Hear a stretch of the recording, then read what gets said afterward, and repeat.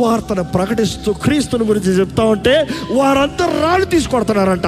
ఈయనేం చేస్తాడు తెలుసా? అయ్యి బాబాయ్ నేను కొట్టకండ్రా. He was excited.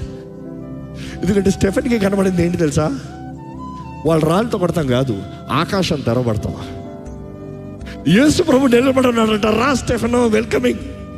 యేసు ప్రభు మాత్రం తండ్రి నిలబడి ఉన్నాడంట. అబ్బా, తండ్రి నీ కొరకు నిలబడతాడా? సమీపింపరాని తేజస్సులో ఉన్న తండ్రి, దూతలందరూ స్తుతి ఆరాధన చేస్తా తండ్రి నీ కొరకు నిలబడుతున్నాడా? Why? Because he loves you and you love him. ఆ దేవుడు అందరిని ప్రేమిస్తున్నాడు, కానీ నీ ప్రేమ, నీ గౌరవం, నిన్ను బట్టి దేవుడు రాయా. చూసి మీకు ఒక మాట చెప్తున్నా. బైబిల్ అనేక సార్లు నేను ఈ మాట I have read from the old testament. దేవుడు ఈ అల్పులైన మానవులను ఎంత గౌరవిస్తున్నాడంటే, ఎందుకంటే ఈరోజు మనం నేర్చుకోవాలి. ఈ మానవుడికి కొంచెం స్థాయి వస్తే, కొంచెం పోస్ట్ వస్తే, కొంచెం డబ్బు వస్తే, కొంచెం అధికారం, అరే నువ్వెవడరా,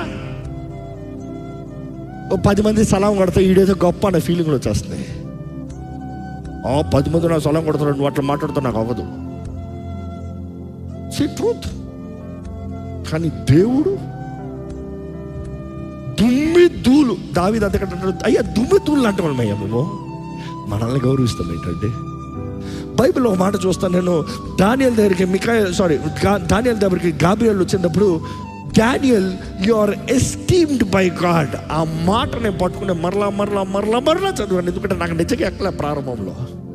you are esteemed by God అనేటప్పుడు ట్రాన్స్లేషన్ చూస్తే హీబ్రూలో ఎలా ఉంటుందంటే, దేవుని ద్వారా నువ్వు గౌరవించబడిన వ్యక్తివి, దేవుడు నిన్ను గౌరవిస్తున్నాడు.